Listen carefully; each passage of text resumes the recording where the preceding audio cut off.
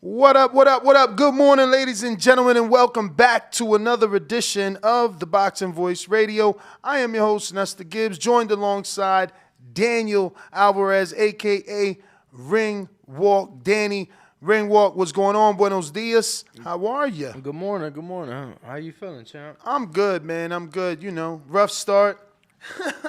We're having a few of those this month of July, but we're already in the month of July, so it's like, Halfway wow. through, it's the 15th. Definitely past the halfway mark, you know what I mean? So, it's crazy. And what I mean is halfway mark of the year. Yeah, the year, of course. Know? We ended June, now into the second half of the year. So it's going to be interesting what the second half brings us. It's been a wild ride of the first 6 months, that's for sure. Oh, yeah, man. Yeah, I mean, it's crazy, bro. I feel like I've been out here all year because of the flying back and forth. But, it was funny hearing Mike Leonardi say that, wow, we're in July and we're already announcing fights in January. And he was talking, obviously, of Jermell Charlo versus Tim Tszyu. But this morning, we're here to discuss a topic that you wanted to talk about, which is, the good old Oscar De La Hoya saying that it won't be easy to make the Garcia versus Tank fight. Now, this is coming off the back of yesterday's news that we discussed on our Thursday previews and predictions show, where Espinoza was taking shots and saying, look, when we tried to make the Tank fight in the past, or rather when Dazn tried to make fights with Showtime fighters in the past, they made it clear, like, oh, Jamal wasn't on contract, so-and-so isn't on contract, why can't they come to Dazn? Well, guess what? Ryan isn't in contract. Obviously, Joe McCroskey's Dazn comes out and says they don't normally do this, but you're incorrect. We'll discuss business on social media. You're wrong about what you're saying. Ryan is definitely with Dazn. And then De La Hoya comes out and just says it won't be easy to make this fight between Ryan and Tank because Heyman always wants to break up fights. So I don't know. Some may want to give Oscar the benefit of the doubt, which you should. We can't pick sides because these two used to be in business together, And to be honest,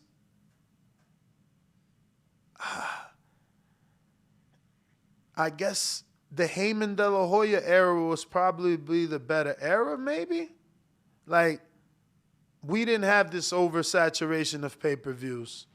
When Oscar, Richard Schaefer, and Al Heyman were a team, we got Floyd Mayweather versus Canelo with Lucas Matisse and Danny Garcia on the undercard. Isn't that how it went? Floyd and Canelo, correct. It was Danny Garcia. And that's what I'm talking about. And if you think about those cards that Richard, Oscar, and Al put together, they were normally like that, like good, stacked cards. Think about it. Who else? You're the almanac. Help me. Maybe I'm right here. Canelo versus Josecito Lopez. What was on the undercard? That was actually an undercard. Really? To what? That makes it my point. Case in point. If Right. Canelo was a co-main. No, so he was. Wasn't that the time, like, he main evented in, like, one venue, but it was part of a Floyd pay-per-view as a co-main event? Like, Floyd was main event here in Vegas, and I want to say, like, Canelo was main event in California. But the Canelo fight was part of the Mayweather telecast. Well, there you go. Or some shit like that. Well, there you go. The Oscar, Richard Schaefer, Heyman era is probably the best era. Right now, can you point and say, oh, Ness, come on, man, when PBC came out, Free Fights for All, they had a lot of good fights. Maybe a handful.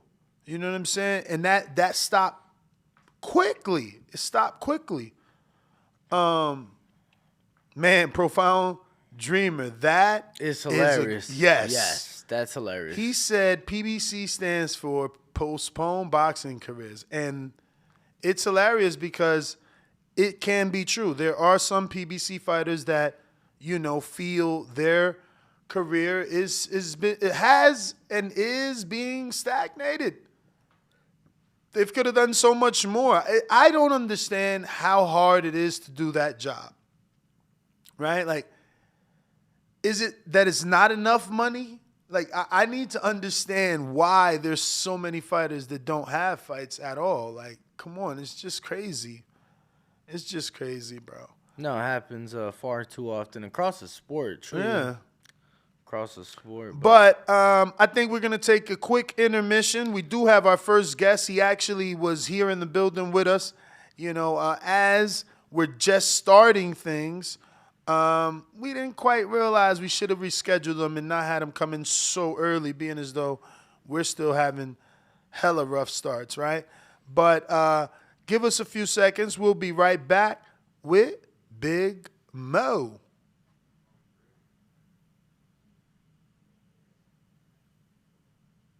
12 years. I never expected it to turn out like this. ThaBoxingvoice.com. Shout out to the community, man. I appreciate y'all. What's happening, people? Info Joe, Los Angeles, in the building. Adrian, the problem wrong, the man from the frozen tundra. Keem, straight out of Florida. Liz Lowe, Decatur, Georgia. You already know what it is. It's the Queen, Martha K, Detroit. Stand up. David Maldonado, New York City. Yo, Nuts, don't cut me off, man. Don't cut me off. King Amin of Essex, catch me for them championship rounds. Big Super Mac, Plainview, Texas. Davidian in Buffalo. God bless you all. Jesus. All right, and we're back, and we're joined with ring announcer Big Mo. And good morning, Big Mo. How are you? Good morning. Good morning. From beautiful Las Vegas. So this is your camera, so you don't break your neck. Cool. Beautiful Las Vegas. So where are you born and raised? So I was born in San Diego, California, but I've lived in Colorado my whole life. I live in Denver right now, so kind of in the middle, which allows me to travel all over. Denver, man. So you love the cold. I don't. I actually hate it, but I'm there for a variety of reasons. I went to college out there. I'm an entrepreneur by heart, so I do some business out there as well. So, but I would love to come to Vegas or Southern California, somewhere a little bit warmer, I think. All right. So what brings you to Las Vegas?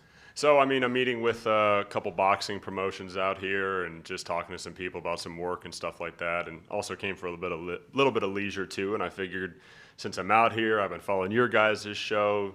I think you guys have built a kind of a platform that makes for a fun conversation of just talking boxing and kind of just combat sports in general and life in general. So I figured I might as well carve out some time and come meet you guys. No, that was great, man. We're happy to have you in studio and happy to meet you as well.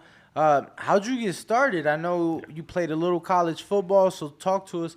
You're big as fuck, man. You're 6'7". Not many people we have in studio are bigger than that. So talk to us about your start and how you got things kicked off. Yeah, so when I finished playing college football, I was finishing up grad school. And where were you playing college ball at? University of Northern Colorado, so Division I AA, playing the Big Sky.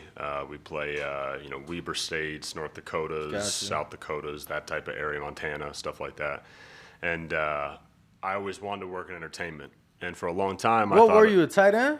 So I was an offensive tackle and guard. I've lost about 100 pounds. Holy I used to be shit. even bigger. Yeah, Okay. about 315.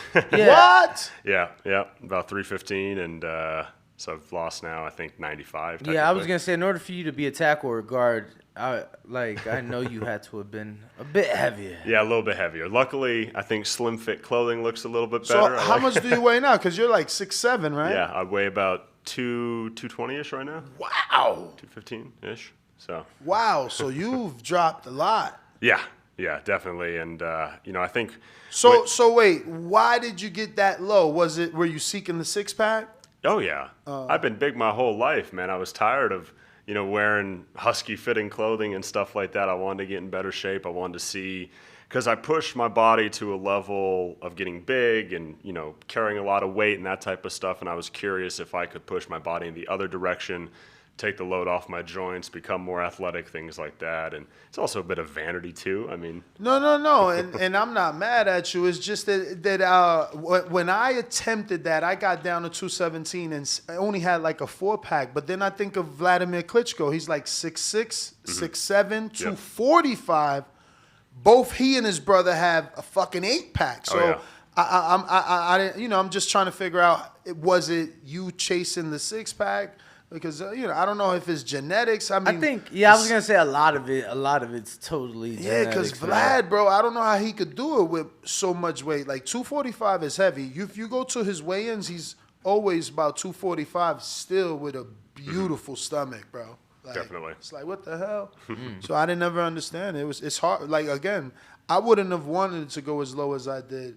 I was just chasing him, but it's like, forget it. To be that low, I don't want to. Feel too thin. I think for me, it's, you see people that are in really great shape, and I think everyone can get themselves to that point. It just takes a level of, life is about priorities. If you put fitness and your health as a priority, depending on where you rank it, then I think anyone could achieve that physique, and I kind of just wanted to see if I could do it. And I'm still getting there, of course, so it's fun. Yeah. It's fun.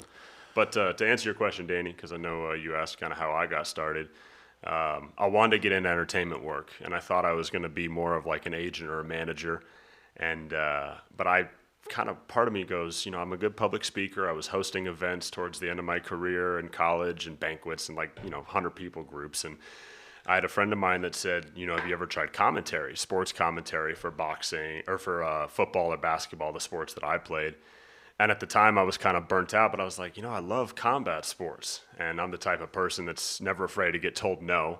So found a promotion in Colorado, said, hey, I'm looking to get into this work. They were looking for a color commentator at the time. So they brought me in, had me audition as a commentator. They liked what I had, the energy that I brought, stuff like that, the youth kind of excitement. And I did a couple shows as a commentator, but I saw the ring announcer, and I was like, I can do that. I was like, I can turn that into something. So they gave me an opportunity. I was able to build a brand around it. It's obviously just exploded, and it's been able to kind of give me an amazing life so far. And here we are. Now when did it start exactly? Say what? When did it start exactly? About 3 years ago now, and so I'm still really. So what was that first start? So it was actually a boxing show. So it was an MMA promotion that brought me on, but they called Sparta. It's a more regional, local promotion out of Colorado. Yeah. And they work with Airtight Boxing, which is the same kind of level. The guy that runs Airtight, Steve Messis, he does matchmaking for PBC and Top Rank and stuff like that. And so they brought me on, and they liked what I did. And so then I became the resident announcer for them, for both of those brands. And then I started working with XMMA, which is a national, international MMA promotion. And then I did the Eddie Thor fight over the summer, and then that got big, and now I'm, getting more into the boxing lane, and now I work for BYB, and we have some mutual friends with the Bare Knuckle, Paulie Malignaggi, Claudia Trejos, Mike Goldberg. I work with them, so kind of all over, which is the goal. I just came across the picture that you posted saying last time Kendrick dropped, and obviously 2017. I'm assuming you were still playing college ball back then. Yep. So I see what you used to look like and whatnot. Yo, let me tell you something. I used to think you looked very, what's the word I'm looking for? I don't know, man. It was something about the glasses, about the shades indoor. I'm like, yo, look at this fucking guy, like in the ring with the shades on and shit. Yep. And it was interesting, but it was the Eddie fight, the Eddie Thor fight. How'd you come across that? Because I'm gonna tell you, it was to me it seemed like such a big. It didn't seem it was a big fight, all things considered. Mm-hmm. There was a lot of people that were reaching out to me that don't typically reach out to me, and I'm like, it wasn't on the level of a Jake Paul, right? But it gave me little hints of that. I'm like, wow, like I'm getting people from outside of the boxing world. So how was that like for you? Obviously getting your start only 3 years ago. Well, Danny, I think you just summed up what kind of my whole goal is from this, from the career that I'm trying to build. You know, we're all fans of boxing, combat sports, and I think we want to see those sports grow to be as big as possible. And what that takes is to bring in new fans. Mm-hmm. And my goal from this is I want to bring in a younger demographic. And I think this is why I love what you guys have done too, is because you guys have created a platform and a show that is more casual, which I think makes fighters more comfortable. It makes listeners more comfortable. It makes digesting boxing content easier. So you guys know what I'm talking about. And so I'm sitting here from the perspective of, okay, I can be that kind of younger, fresher announcer in a role that is typically reserved for an older person. And that allows me to, I think, cross boundaries and to bring in new fans. So what was amazing about Eddie Thor is I was able to do that. That was the strongman community, which is a lot bigger than people, I think, realize and recognize. They're not boxing fans. That's okay. That's fine. Let me help introduce you to boxing. I got to work with Barry Jones, who's one of the commentators. He's obviously a longtime broadcaster, so I was able to take a demographic of people that don't watch boxing and present it to them in a way that they liked it. And that's what's been the most rewarding part. And so the fact that I was able to do that, the fact that it was as big as it was, I think we did 1.4 million viewers. The fight was huge. The press conference blew up. All of it was real, by the way. The animosity, the grudges, the throwing and talking crap in the press conference, like that was all real. And I think that just all adds to the entertainment side of it, which is obviously what I focus on. And so, I mean, top to bottom, man, it was a amazing experience. I'm really grateful that I got to do it for sure. Was that your first job? Like, was that your first gig, I should say, out of country? Yeah, actually, that was my first international one. Yeah. How was that experience like in Dubai? Oh, I mean, Dubai makes... I mean, I love Las Vegas, but Dubai is just a different level. And that's what they say. No, how was the flight? Because he's called me crazy. I've booked that trip twice. Mm-hmm. First time, like 3-4 months before the pandemic really broke out. Yeah. And then I rebooked it a year later. I've been trying to get out there for my birthday. It's been like 4 years now. Highly recommend. Okay. Highly recommend. I think... How was the flight? So, not bad. I was nervous, and they had me fly out early because they didn't want me to be jet-lagged because I did the press conference. I was going to do the weigh-ins. We ended up moving the weigh-ins because the fight broke out and stuff like that, and it was just a safety risk because of how big they were. So I was going to do that, and obviously I did the fight itself. So they had me get out there early, and I was so nervous about getting jet-lagged. So I just took some sleep medication, knocked out on the flight, and I just slept the whole time. But the flight wasn't bad. I think it was 12 hours, so a little long, but not bad. They do direct shots from New York, so I flew to New York and then flew to Dubai, and I thought it was pretty easy. Beautiful.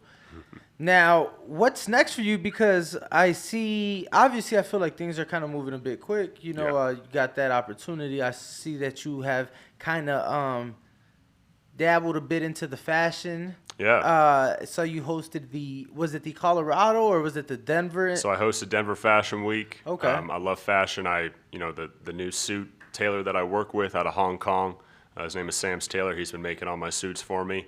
That's kind of allowed me to, to kind of cross into that lane as well. And again, I think what's cool about the job that I have is because it's a very public job, a very front-facing job. I think that the more industries that I can be a part of helps me achieve the goal of introducing more people to combat sports. I don't want to just be just in combat sports and that's it. I would love to cross into other industries so I can show them this is boxing, this is MMA, this is bare knuckle. And I think my youth will allow me to do that. My utilization of social media will help me to do that. So everything kind of works together. So I love fashion though. How do you feel the boxing community has been towards you?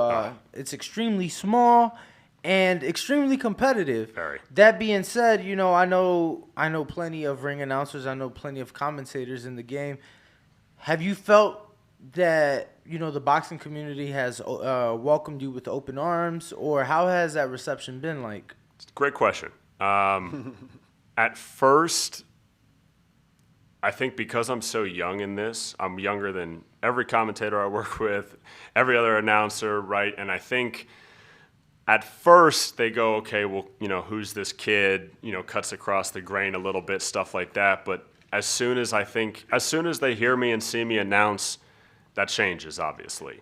And boxing for me is the most exciting because I believe that boxing right now is the best that it's been, the strongest the industry has been, and the most ready that it's been to grow. And I think that boxing, where it's at right now, very easily could become the biggest sport in the world again. I don't necessarily know if it'll, beat football in America, but I mean, when you look at boxing right now, you have the strongest heavyweight division that they've had in a very long time, in my opinion. You have the kind of the big draws still affiliated. Floyd Mayweather's still boxing.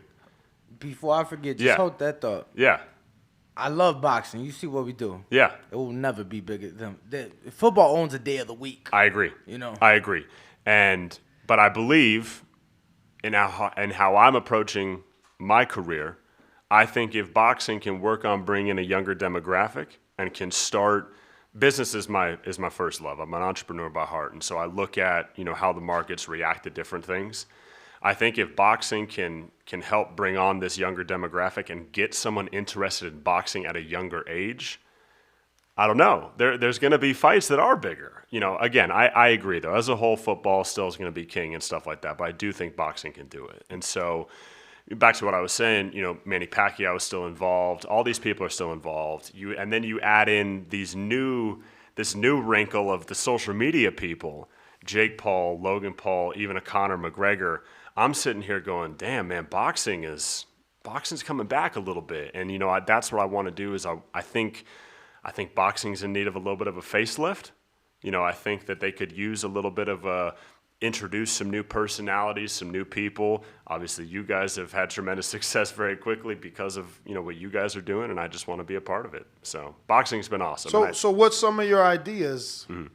So there's the obvious ones that people always talk about with less belts, and I don't necessarily am talking about the organizational standpoint. That's going to stay the way that it is. You're going to have the governing bodies of the sport. What I focus on is the presentation. What I focus on is the entertainment, both with a live audience and the people that watch. And I think that whether it's necessarily introducing new personalities or maybe changing how boxing is presented, but right now I think what's tough is when you turn on boxing, regardless of the promotion, it all kind of feels the same. And I think that when you have all these promotions, and I'm not saying that there needs to be less promotions or anything like that, but I would love to see promotions start to add different wrinkles to what they do or start to change a little bit. I mean, it can be simple things. What's the wrinkle? Give me some examples. Okay, well, or do you not want to give out your ideas? Well, no. You look at Boxer out of the UK with Sky Sports, right? Mm-hmm. They do a black surface on their ring. There's just little things I think that you could have that would allow someone that might be a more casual viewer of the sport or might be newer to it to kind of understand it or at least see something that gets their attention a little bit earlier and a little bit quicker. I think the simplicity in terms of being able to track the sport is going to be really important to bring in new fans. Boxing, there's a lot of moving parts and there's a lot of cooks in the kitchen, and sometimes it's hard to keep track of who's with what promotion, who has what belt, things like that. So I would love to see maybe a kind of an overhaul of a website or a platform that kind of tracks everything where people can check into. I just think that I think that there's opportunities to kind of revamp how boxing is consumed, and I think you guys have kind of started to prove that too. Yeah, I think I agree. I agree to an extent. I think the issue is that with all the sports, they're basically so there's some sort of union to an extent, True. Right? So that being said, it's like they kind of have certain requirements. Yes. So there's times that we go to interview a fighter, we don't know if we're gonna get the interview. Mm-hmm. Yeah. But when you're covering the NFL, when you're covering WNBA, any of these sports, okay, I'm gonna get time with this person. True. Or I'm gonna be able to do, because they're required. So I think that in other sports, they kind of are forced, upon the people mm-hmm. because they don't have a choice. In boxing, it's not really like that. It's not really like that because you're not really forced. So it's kind of up to the fighter / the the fighter's promotional team. Yes. You know, because we say it all the time. We look at Top Rank and it's like, all right, so are we gonna get like promotion for everybody, or are we gonna get promotion just for like this guy who hasn't fought in like a year and a half, or like what are we doing? So I think that I agree. I do think that we give fighters. You use the word comfortable, and I think that's a perfect word, a comfortable setting. Yes. To to come here and be able to talk and be able to give themselves an opportunity to introduce themselves to the world, Same thing for you, right? This is an opportunity for you to introduce yourself to the world. That's crazy. You've only been doing it 3 years. Yeah, it's happened pretty quick. And you're right, Danny. I think historically, when you see boxing media, there's a big gap in terms of there's the boxers and the promotions that they have, and the little bit of media that focuses on them, in camp and things like that. But then you have the ESPN interviews. No. And you said the big word, the little bit of media that focuses on them during camp and things like that. Yeah. And so, if I'm a casual viewer and I'm watching SportsCenter and I'm consuming all this sports content, right, and I have X amount of attention span that I'm giving to sports for that moment. Let's say it's an hour-long show. And then just out of nowhere, they're like, okay, and here's the upcoming boxer, Devin Haney. It's like, okay, well, if I don't know who Devin Haney is, I'm just being presented now this boxer on a large media platform, but I don't know anything about this guy necessarily, and now I have to do my research even if I want to take the time to do it. And I think platforms like ThaBoxingvoice are taking that power distance basically, and they're shortening it to where it's like, okay, well, no. Let me show you all these boxers. Let me help them tell their story. Let me help promote them. You take the micro content. You guys utilize TikTok, Instagram, social media. Roy Jones Jr., I was listening to on ProBox TV, talking about if you guys aren't watching what Jake Paul is doing, if you're a boxer, if you're a promoter and you're not seeing what he's doing, love or hate Jake Paul. I'm not talking about Jake specifically, but man, look at what he's doing. Look at the amount of content that he's pushing out. He is always in the limelight because he is always pushing stuff out. So whether you're a part of the media, whether you're a boxer themselves, whether you're the promoter, whether you're the coach, you got to put yourself out there. You can't just expect to wait for an ESPN interview to happen to get your story out there. So. Yeah, no, definitely. It's going to be interesting to see what's to come because just earlier this week, I met Austin McBroom at the Top Rank Gym, and he has, he's headlining at the Crypto.com arena, obviously comes from that YouTube world and whatnot. And we were talking, he's like, look, I go in the gym, I work my ass off. He's like, do I know? Because he had went to see Devin Haney train. Nice. And so we're there. And he's like, do I know what Devin knows? He's like, no. Mm-hmm. He's like, but I'm still putting on the show. And he's like, the great thing about it, that I'm able to bring professional fighters onto a big card. Yes. And it's, it's true. I was like, it's funny you say that because I know a girl from Chicago who's going to be on your card who hasn't fought on that stage before, has fought on big cards, boxing cards, but now this is a bit different, you know. And it brings different eyes. It brings different eyes to the sport. So, I was there when Logan and KSI fought at the time the Staples Center, and Devin Haney was co-main event. And I remember there's probably 18,000 people there, and I'm looking around. I'm like, this is not your typical boxing crowd. And that's, you nailed it. Like, I saw a Pokemon. Do you understand? Like, I don't play the game. I know there's a game you could catch them on your phone. There was literally a guy in a Pokemon outfit. And I'm like, wow, like these guys, these people. Exactly. They're Great. They're really into it. Yes, because, and what that shows, and I remember when Jake and Logan were really blowing up and you had a lot of hardcore fans just hating it. And I go, hold on a minute. Exactly. Hold on a minute. Their combined following across every platform is, I think, like 250 million? When you take in YouTube subscribers, TikTok followers, Instagram followers, Facebook page likes, all that kind of stuff.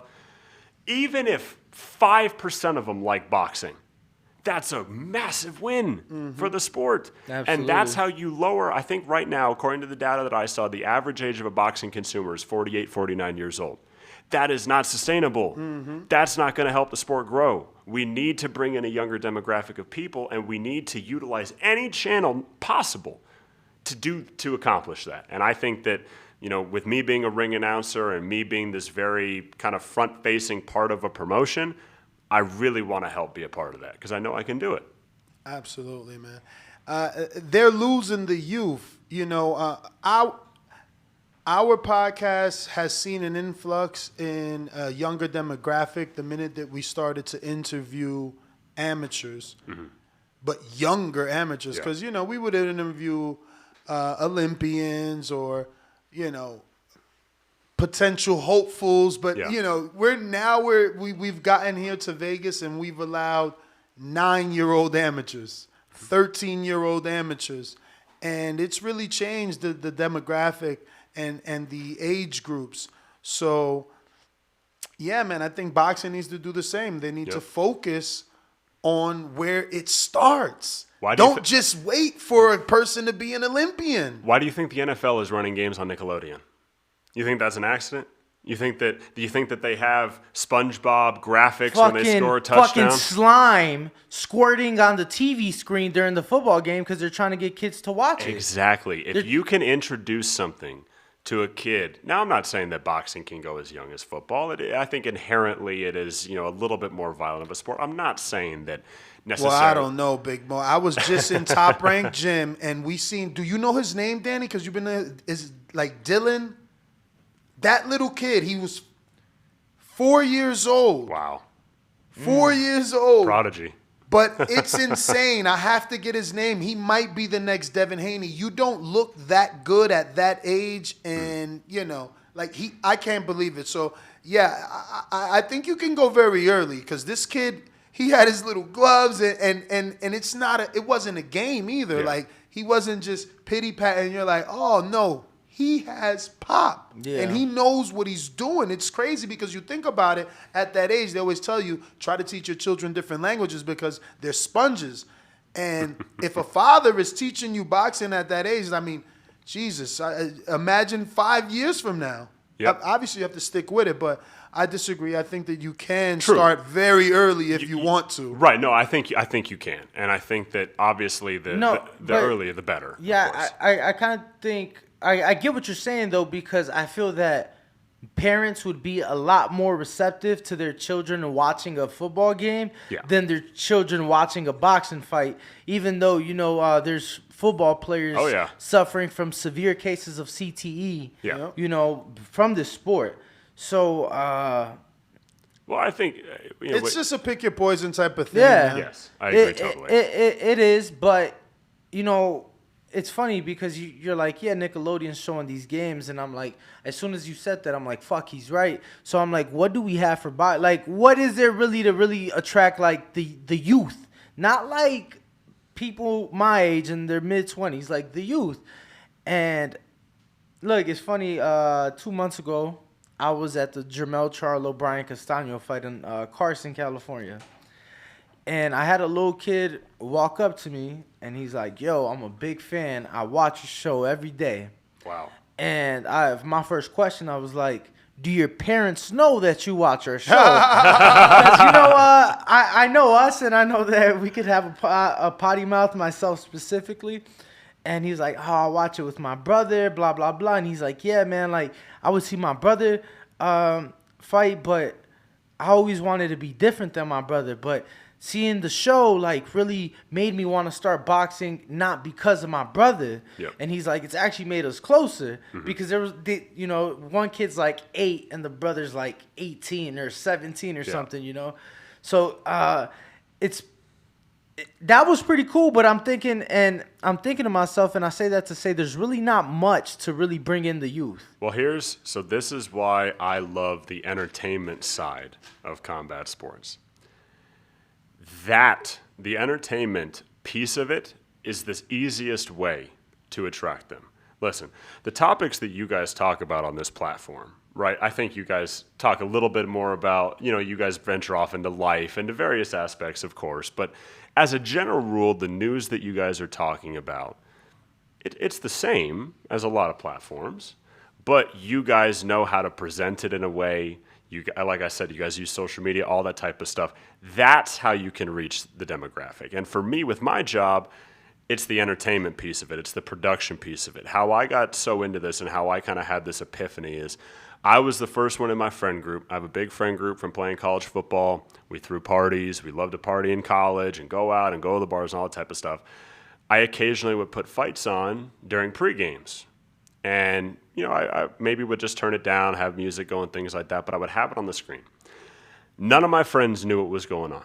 They didn't know the fighters. They didn't know the rules. They didn't know, what a 10-8 round was or anything like that. But here's what they could relate to. They could relate to the production. They could relate to the lights and the spectacle and, oh my God, there's Tom Brady sitting ringside in a suit. Like, oh, if Tom likes it, then I should like it too. I love Tom Brady, right? And then the lights go down and the ring announcer starts and the walkouts happen. I think that the production piece, the entertainment side of it, really can help initially bring in those viewers, because that's anyone can look at anyone can watch Tyson Fury's walkout at Wembley Stadium in front of 100,000 people and go, all right, this is pretty fucking cool. I kind of like this. I kind of like this. And so for me, I'm sitting here going, and this is kind of what I talked about with a little bit of a facelift. I think that when they turn on a boxing promotion, and this is nothing to take away from the commentators, the ring announcers that work in it, but when everyone's of an older demographic, a significantly older demographic, just visually, the younger generation's not gonna associate with it as much, and that's what I'm trying to kind of introduce this new kind of life into an industry that's been done by the same guys for 40 years now. Yeah. Yeah, and I think there is good to it, right? Because yes. we get to see those crazy, beautiful walkouts like we've seen from Tyson. Or I was in Miami when Canelo AJ. I was in Miami when it was a bubble fight at Hard Rock Stadium, and Canelo comes out with J Baldwin, and there's like 1 million fireworks off like that. Beautiful, right? Yeah. Because the UFC, Ness doesn't watch anything but boxing. Ness, in the UFC, you can't even come out. I know for a fact you can't come out with an artist.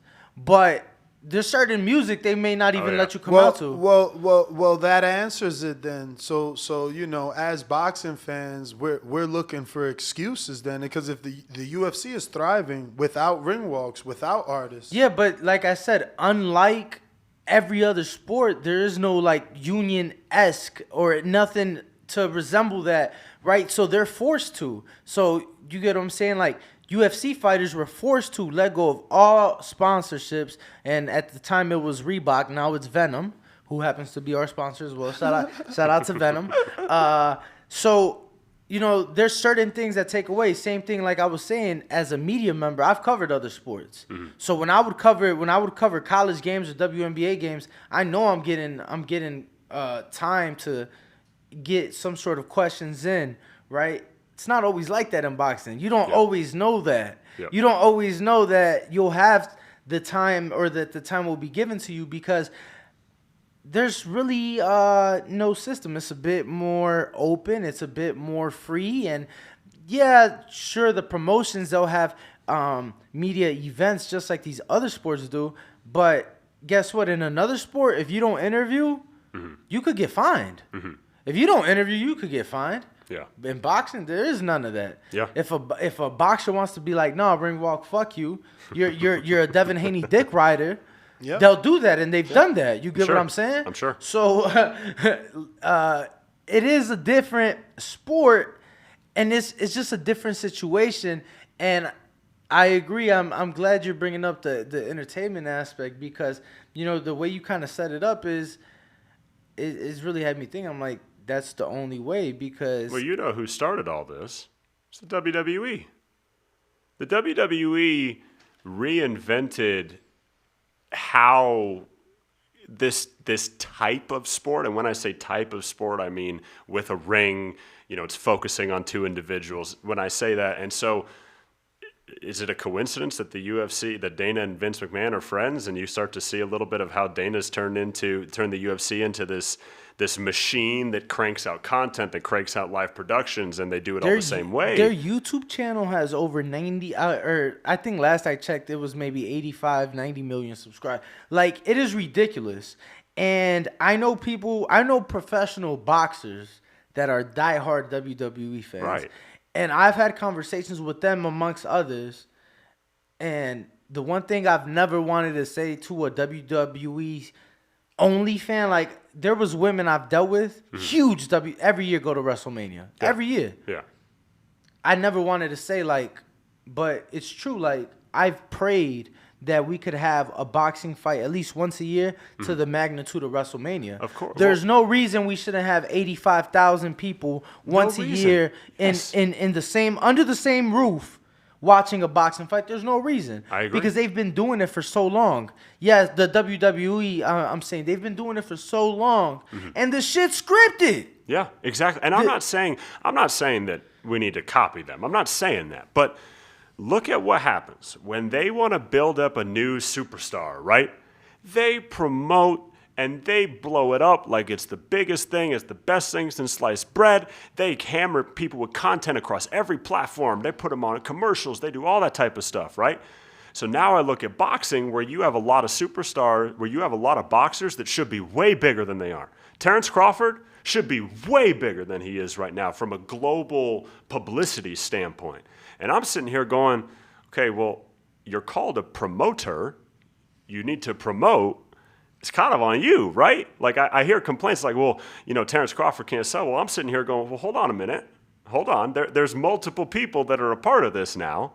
We all need to work together. We need to get this thing going. Absolutely. So. No, you're absolutely correct. And look, it does fall a little bit on everybody, right? Because, but you're right, and that's what I'm saying. It's like these promoters. I think Eddie's great. Eddie Hearn, I think he does a great job. He's killing it. I think that he understands that you have to keep the youth engaged. I think that he understands that that's what's gonna be, the years to come. And knows how he's the only promoter that's kind of done public stuff with Jake Paul. I know Showtime is with Jake Paul, but I see Eddie Hearn co-promoting with Jake Paul, doing interviews with him, because Eddie's going, how many followers does this kid have? How many subscribers on YouTube do you have? Yeah, let me get in this shot with him. Hold on a second. No, I mean, it's funny. Eddie was, because the first fight that they did was in the UK, and, it was a success, but they did it by themselves. So now Eddie was like, for the second one with Logan and KSI, he's like, now let me get involved. Yeah. Let's go to LA. Let's do it there. And like I said, I was there. It was crazy. I've been to so many fights, nothing like that. I'm not saying it was the loudest or anything, but you got different eyes. People are excited. Like, people are literally wearing costumes to fights. People are. It's something that we just haven't seen. It's something new, and it's something fresh. And hopefully, we're able to kind of see some of that difference. Look, perfect example. Logan started, the boxing shit with YouTubers and stuff. He's now doing WWE. I don't think he'll ever box again. I don't think he ever will. For what? No, there's definitely until he gets paid by Floyd, he may not want to. But see, well, there's definitely rumors that you heard Floyd just announced that Logan's team reached out to do a rematch, and he's like, why would he want to do a rematch if we didn't pay him? That's a fair comment. That's a fair comment. But no, look, Danny, you're right. And how I look at it, and this is the business side of me coming out, but in every industry, there's stakeholders, right? Fighters are a stakeholder. Fans are a stakeholder. You guys are stakeholders. Ring announcers are stakeholders, right? And every single person plays their role, has their component of how they affect the industry, right? My component is creating an energetic atmosphere, taking the energy of a crowd and using that to set the stage for something, right? That's what I love doing, is feeding off a crowd, both live and virtual, right? So if every stakeholder can take what their job is, that's how we all, a rising tide raises all ships type of thing. Look, and this goes back to what I was saying, is that if there was a time for boxing to really capture a new audience, it is right now. Right now, boxing needs to take advantage of what's going on, because boxing is hot right now, man. And I already talked about it, but boxing has stuff at every level. It has different fighters available for every type of fan, whether you're a casual fan that's just getting introduced to boxing, or whether you're Nestor has been following boxing his whole life, right? There's something for everyone now, so I just hope that the industry sees that and goes, okay, now's our time to try new things. We need to test things now because we have a captive audience. We got to try new stuff. We got to present our content a different way. We got to hopefully introduce a new ring announcer to people, right? So I just hope that the people that run the industry are seeing it. Are there any promoters that you've reached out to that didn't want to work with you? Or didn't give you an opportunity, let's say. That's awesome. As of yet. Because, those doors are still can reopen. For sure. And that's a great question. And so I am never afraid to get told no. Mm-hmm. I haven't told this story on a big platform, but I stood outside the UFC headquarters for 3 hours in a full suit, sat on the corner. I took an Uber there. I didn't know that their compound was as big as it was. Sat on the corner until security kicked me out. I was shaking hands with people as they were going to lunch, heading over to the Performance Institute. I met like 20 people in the videography department. But the point of that story is I'm not afraid to get told no. Mm-hmm. The worst that someone could say is, no, we're not interested, right? So I talked to all these promotions, and I've reached out to damn near every promotion. And, a lot of them go, well, we have our guy. And I go, I know. Every promotion's had their guy. Every promotions that hired me and that's kept me and has been happy with what I've done for them has had their guy previously. My question is, what if I'm better than your current guy? Now, how do you prove something like that? Because you can't, first of all, they're never going to give you access to their analytics. True. And all you can do is repost whoever was there that posted you, like, hey, Big Mo, Mm-hmm. But other than that, how can you prove to someone I'm better? Mm-hmm. So whenever, and that's a great transition, is that's the question that the promoter asked me is, well, what do you mean by better? Do you mean a better announcer? I go, no. Preference in announcers is subjective. You have people that love Bruce Buffer. You have people that love Michael Buffer. You have people that love Jimmy Lennon Jr. That's all subjective. But what if I can do more for you than just announce? What if I can help you with social media, right? Most announcers don't even use social media because it's a different era of technology for them, right? So I've been in this industry for a fraction of the amount of time, but yet I've had videos go viral on TikTok and Instagram. I've been invited to do opportunities because of being a ring announcer. I had that wedding introduction that went viral on social media, hit a few million views. HBO reached out to me to do a dating show, right? That ended up getting postponed. So the point is like, I think that as fresh to the industry as I've been, I've built up a following pretty quickly because I'm kind of this fresher face to it. So I go to the promotions and I go, okay, well, clearly, if I'm building a following, being a ring announcer, then I think the audience and the viewers' acceptance of me is there with very small platforms. I haven't been on that big of a platform yet. Eddie Thor was the first one, and it was just one fight, and I had a massive explosion in terms of my content being reached and the people that follow me and stuff like that. So if that's happening with just 2.5 years of experience, think about the asset that I could be for your brand. Bruce Buffer started announcing for the UFC when he was 39 years old. I'm 14 years ahead of when he started. He's been an asset now for the UFC for 25 years because they've built with him. They've had someone that they could market. I would love to do the same thing. And I think that my knowledge of social media and where I am right now I think my odds of, and I always bet on myself, I think I can do it. With boxing being such a wide open sport, why not reach out personally to each individual promoter? Because there's the big, let's say, four that have broadcasting deals, but then there is dozens and dozens that do not have ring announcers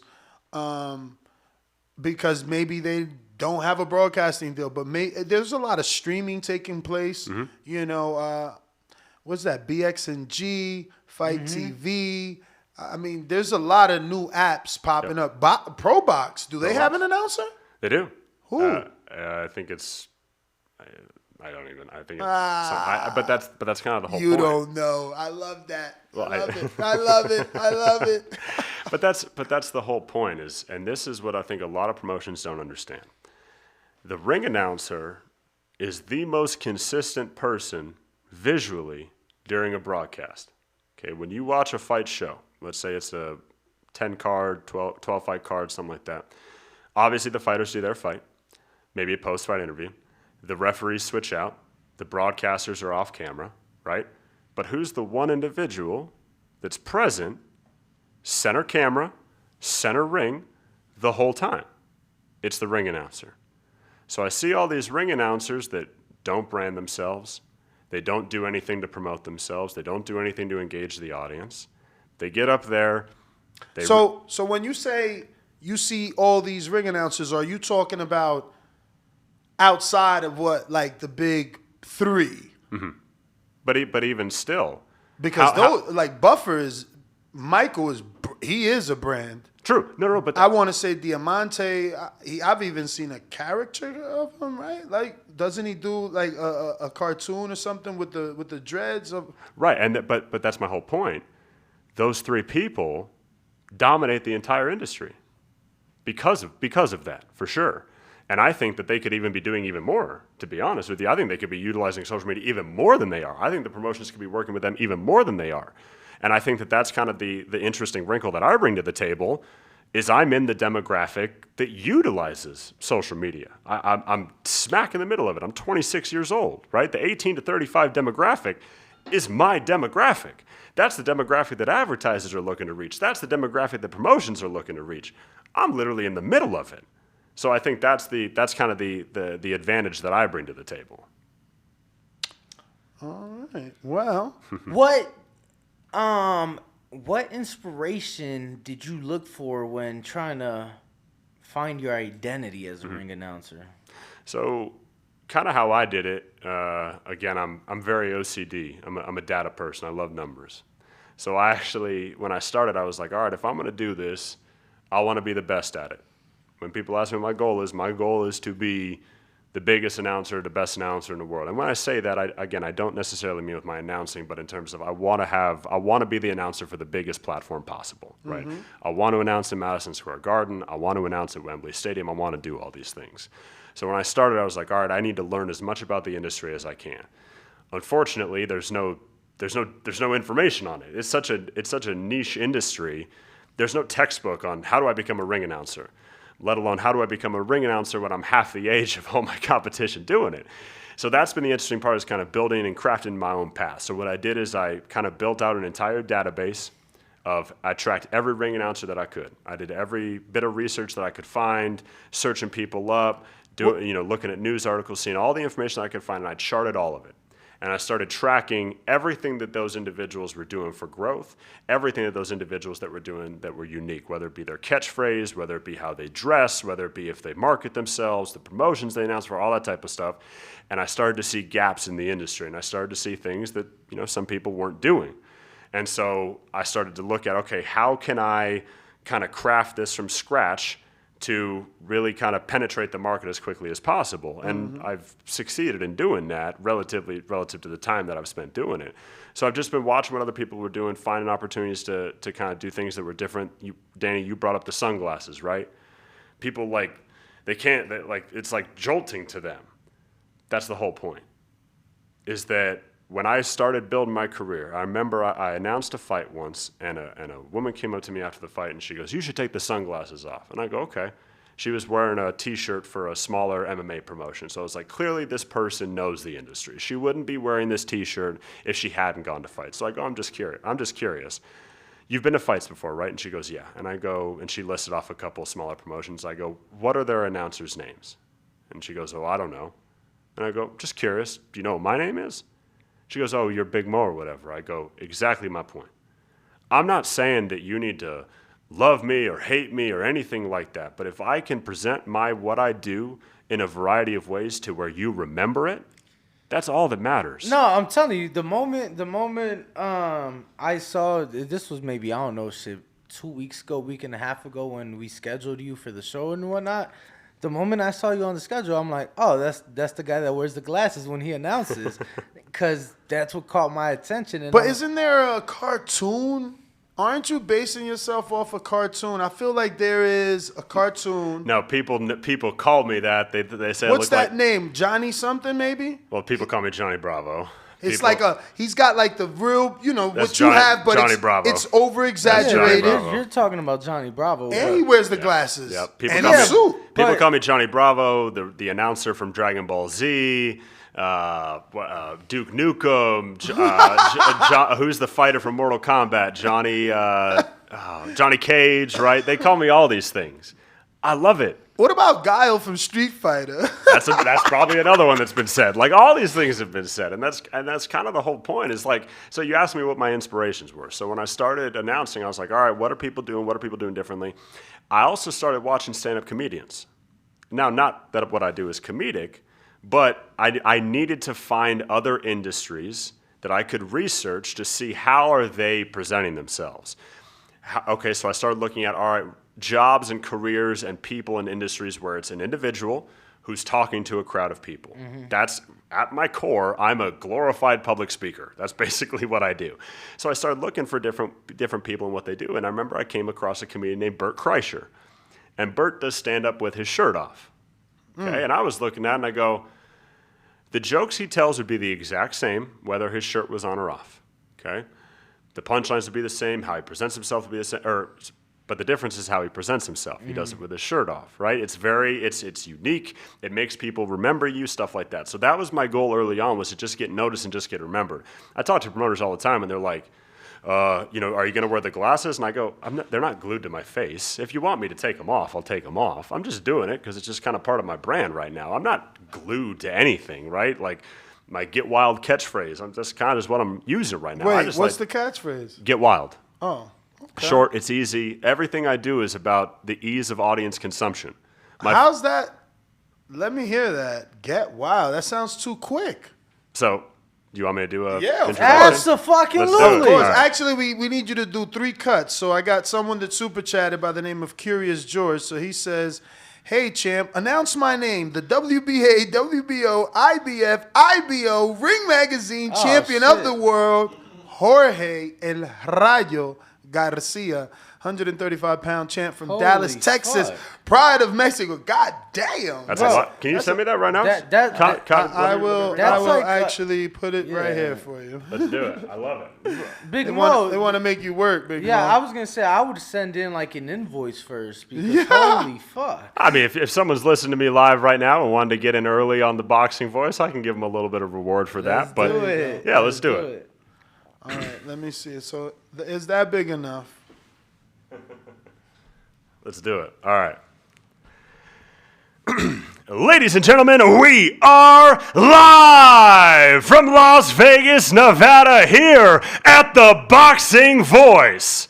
So I need everybody in the arena, from the rafters to ringside, and those of you tuning in around the world, to get up out of your seats, raise your drinks high, and get wild!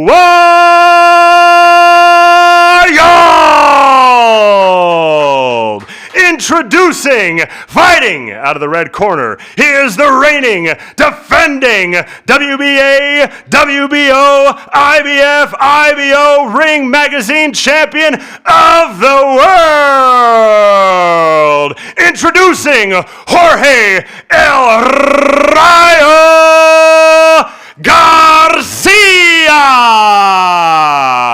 I forgot Dallas, Texas. Part of No, Mexico, it's all good. But you know what? You won me over. You won me over because I love that you rolled your R.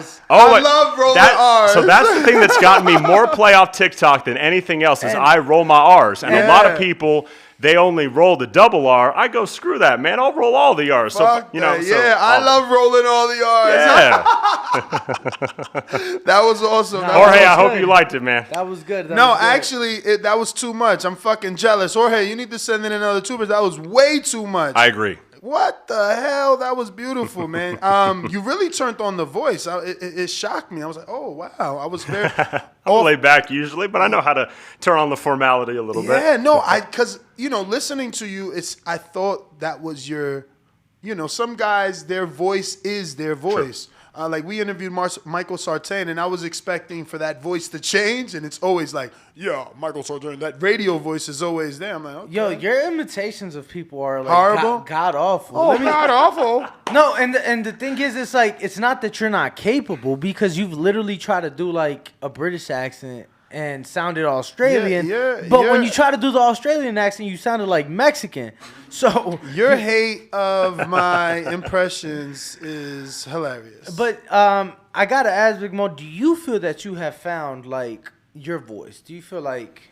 I think so for the most part, and that's what's been so cool about this, man. Is I talk to the communities, and I'm very active on social media. I comment on posts. I'm interactive.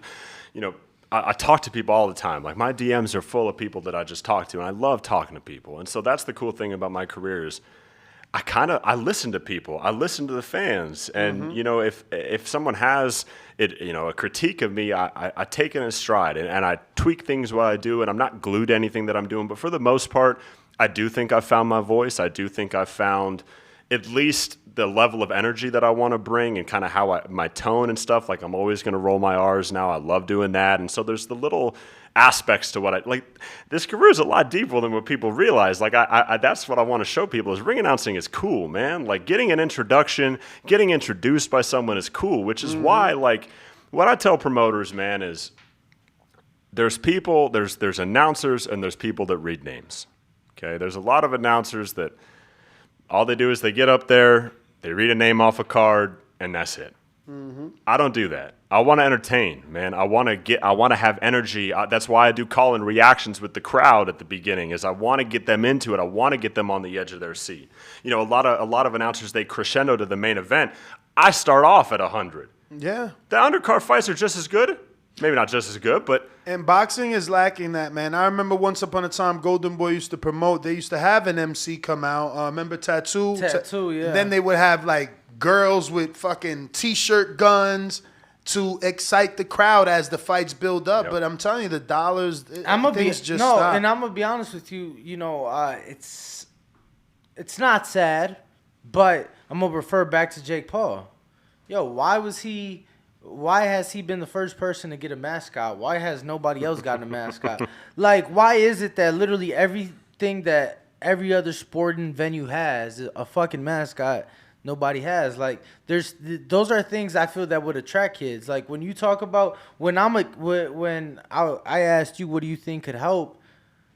Later on, I thought to myself, yo, like, literally mascots. When I was a kid, I wanted to go take pictures with Benny the Bull when I went to the Bulls games. You get what I'm saying? I agree. Like, they literally, the Benny the Bull, a mascot alone has like 70-something thousand plus followers on Instagram. Yep. So they, I feel like things like that would add all the things that we've mentioned, or at least we're trying. Absolutely. Yep. Shit. What if you strike gold with one of them? Absolutely. I agree, man. So, Big Mo, I want to have you hear something like, I want to have you hear this and then see if you can give us your drop. Yeah. All right, hold on.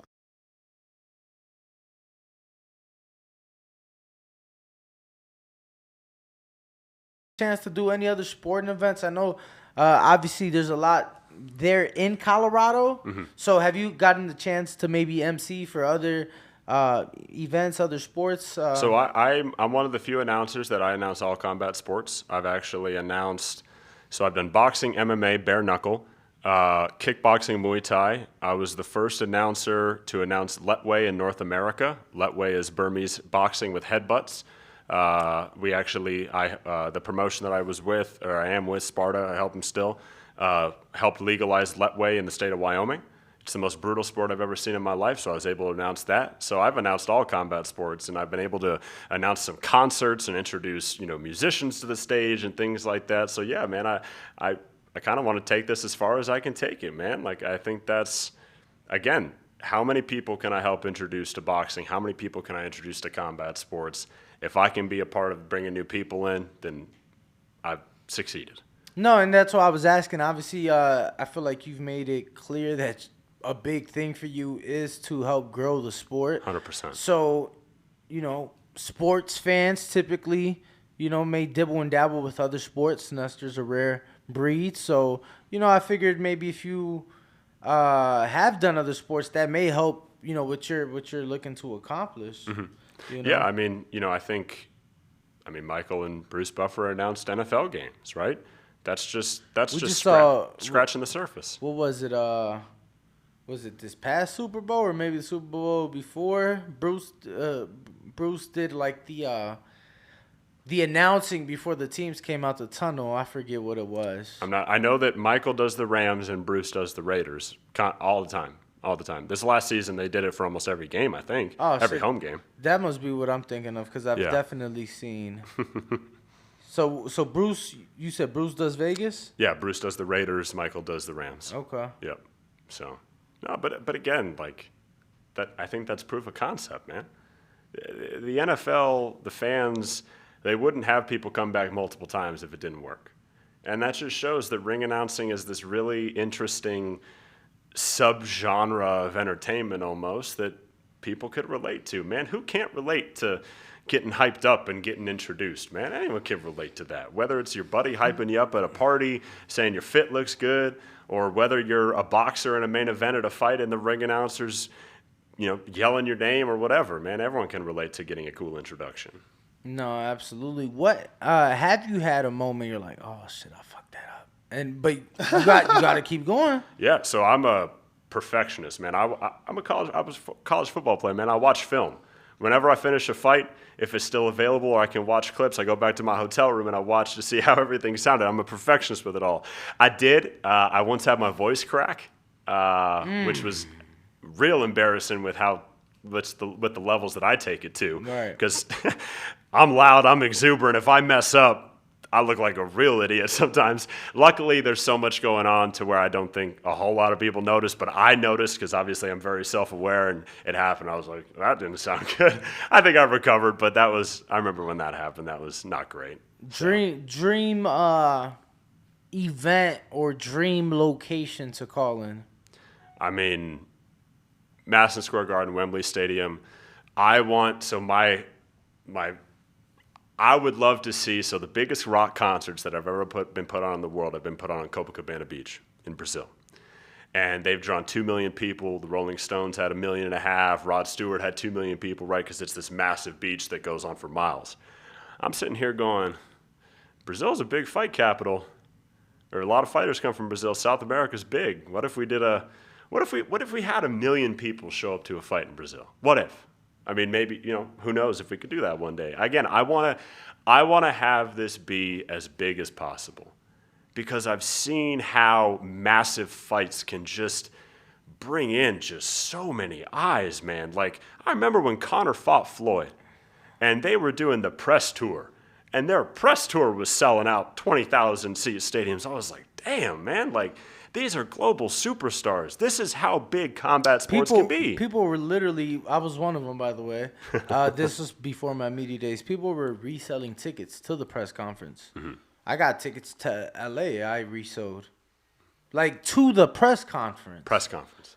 People were selling tickets, reselling tickets. Definitely, man. But just the biggest platform I can have, man, and being involved in the community and talking to you guys, man, and you guys were courteous enough to, have me on and have a fun conversation. Hopefully I can be back. I'd love to talk to you guys. Absolutely, man. You've been great. No, it's funny. I was not expecting you to say what you said about Brazil and whatnot, right? Mm-hmm.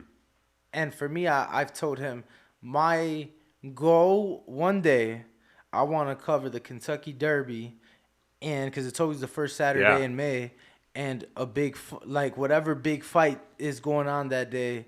Like, 1 year I want to cover. Yeah.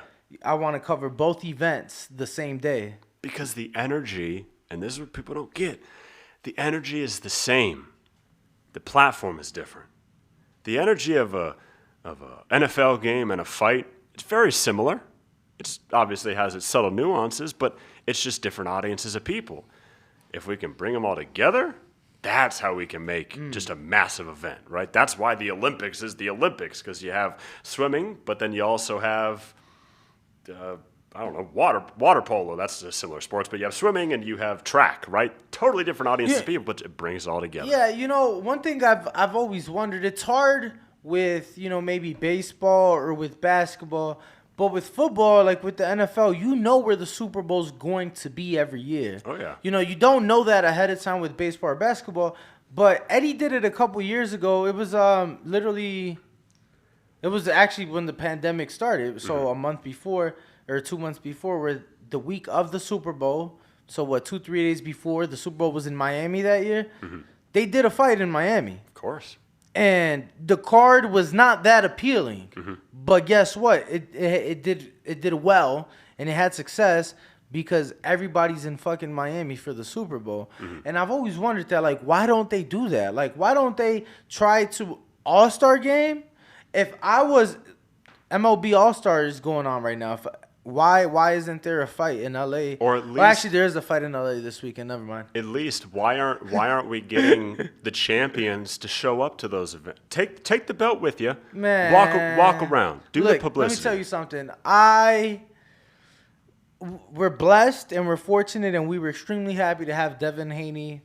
The moment he got back from Australia, he came in studio. I love that interview, by the way. Sat down with us. Watched the whole thing. That was phenomenal. Of course.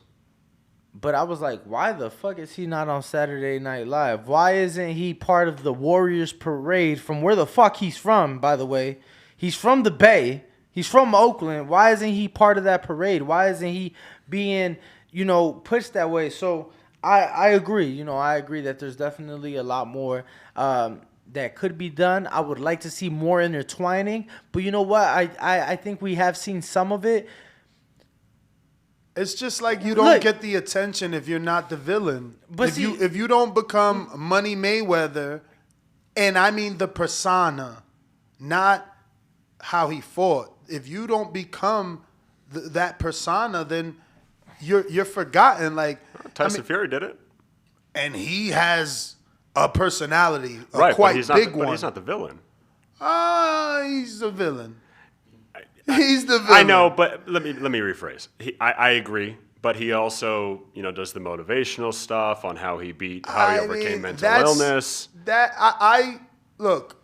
He has a second half of his life, right? I agree. It's not 100%, but and I think we're on the same page with that. You got to have a personality, and I think too. I got in this discussion. And he has a big. A huge one, And I got into this argument on social media, but. One thing that I think would help is we need to stop gatekeeping combat sports, boxing and MMA. When a casual fan comes in, a lot of fans are very dismissive of them because they don't know the sport as well, which is fine. But hold on a minute. We talked about the NFL a lot. What percentage of NFL fans are casual? 98% of them? Majority. How many NFL fans can tell me what a cover 2 defense is? How many NFL fans can tell me what the difference between a will and a sandbacker is, or what an X and Y receiver? None of them. The average NFL fan watches one game a year, the Super Bowl. If we are so dismissive of the casual fan, hold on a minute. The casual fan is what will take us to the next level. Absolutely. The casual fan is what will fill 100,000-seat arenas. It's not the hardcore fans that can tell me what every single belt holder's favorite food is. We need to be able to have hardcore fans like you two gentlemen, like myself, you guys know even more than I do, have something for them, but also have something for the person that just watches maybe 2 fights a year. For sure. So... That's why I never had an issue with exhibitions. That's why when Jake Paul and Logan Paul did their card many years ago, I'm on interview telling Eddie Hearn he needed to sign them. He brushed it off and then turned around and signed them. I've always been pro Jake Paul and Logan Paul because of what they've been able to do, the different, they just bring in a totally different audience. And he's been showing these boxers that have their nose in the air to him that it's a lot more than just being a great fighter. Yeah. It's a lot more. Like you said, Terrence should be more popular, but he also should be more Jake Paul if he wants to be more popular. It's a double-edged sword, man. And, promoting yourself... Because that's what I'm always trying to do, is trying to hustle and trying to find opportunities to get my name out there, right? Mm-hmm. It's tough putting yourself out there.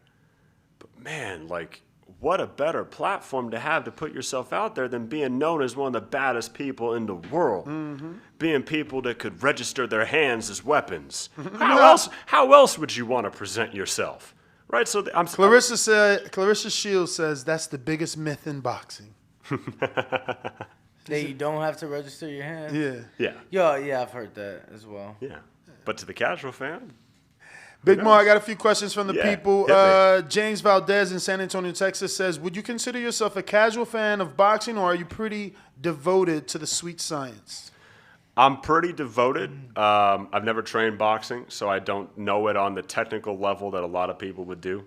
And that's why I typically stay in my lane, and you'll never hear me be an analyst because I'm not, right? But I do know it better than 99% of the population. I watch more fights than most people. I'm a pretty hardcore fan when it comes to viewing and just watching fights. So towards the edge, more of a hardcore fan. Brandon in Houston says, what's stopping boxing from having its own version of WrestleMania or a Super Bowl? Why can't we agree to have one giant cross-promoted event every year with 6 huge fights? Why not? Too many cooks in the kitchen. There's too many people that...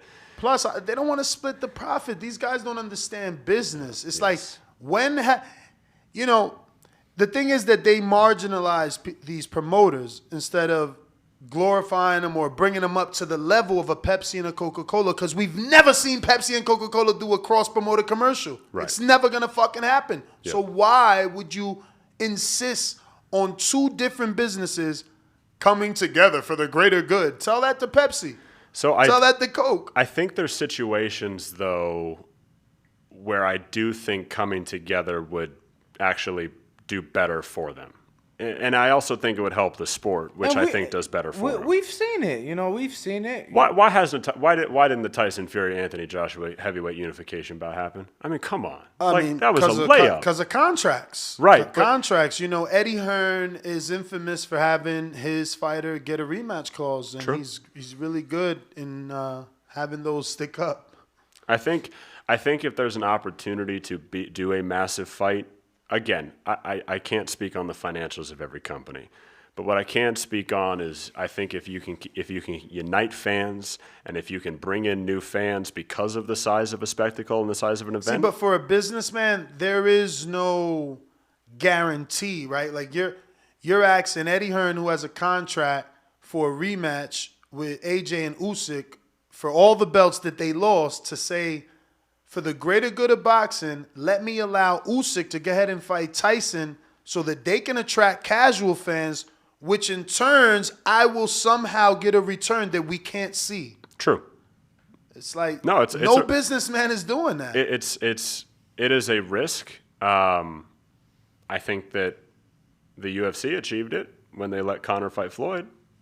I wouldn't be surprised if a good percentage of boxing fans weren't MMA fans, but they could kind of relate to what Conor was doing and the trash talk and that type of thing. So again, you're correct. I don't think that there would be a way to, have a calculation or a formula or put in in an Excel spreadsheet in terms of, here was the exact ROI on what we put together. Here was, the advertising that we got. I agree. But at the same time, I really think that if they were able to find ways to make some of these big fights happen, again, I do think a rising tide raises all ships type of thing, especially when we all operate in the same sport. I think every promoter and every promotion will see a benefit of just the sport just growing overall. We've seen it the last few years, right? Boxing has kind of had this resurgence almost, and I believe it's helped everyone, whether one fighter fights for PBC or whether another fighter fights for Top Rank. If more fans are a part of the industry, conceptually, we all win. So again, can I prove that statistically without seeing the balance sheets of every promotion? No. Does it conceptually make sense to me? Yes. I agree that it would make sense. True. But we need to get that to happen. We have another one here that says, we need a Big Mo style audio drop to play at our top of the morning show. So can you give us one? Hell yeah. We can alternate between yours and Buffers. Yeah, I mean, I can do it right now, sure. So they won't be able to hear the Buffers because we're like I said, still waiting for our engineer. But I mean, I'm sure you can improvise, right? You don't need to. I can improvise. Cool. Ladies and gentlemen, we are live from Las Vegas, Nevada, here for the Boxing Voice. Introducing your hosts, the reigning, defending heavyweight podcast champions of the world, Nestor and Danny. That was on the fly. I could record a better one later, but that was on the fly. That was amazing, man. That was amazing. So much energy. I loved it.